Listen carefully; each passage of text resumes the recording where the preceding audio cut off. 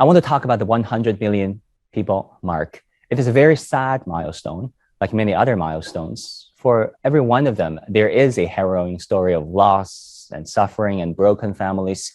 Would you say that the situation has generally deteriorated or improved in the 21st century?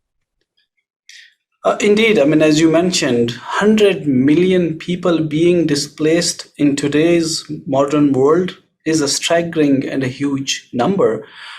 Sadly, what we have seen last the 10, 15 years, that globally, the number of people who are forced out of their homes and countries has been on the rise. There's no region in the world which has not been affected by war and conflict. So you see from the Americas, now in Europe with the Ukraine crisis, in Africa, in Asia, in Middle East, every corner of the world has been affected. This number of 100 million was half just a decade ago, and now it has doubled and it has crossed the 100 million mark.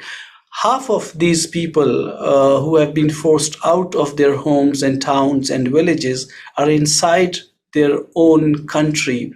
And nearly 30 million more have been forced to leave their countries to seek refuge in the region and beyond their neighboring countries as well. The issue that we want to highlight while we are telling people about the sad milestone of 100 million people being displaced is, if the world does not get its act together, it does not try to resolve conflicts and also stop the new ones coming up, we are going to see more and more people being affected, sadly.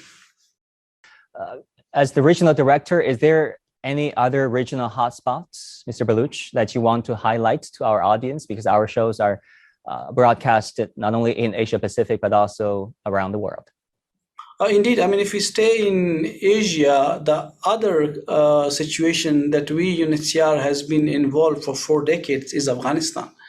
Afghanistan has been going through phases of conflict for the last 40 years, and UNHCR has stayed with Afghan people inside the country, but also in the neighboring countries in providing support to Afghans who have been affected by this prolonged conflict. So currently, we have some 3.5 million Afghans who are displaced inside their country.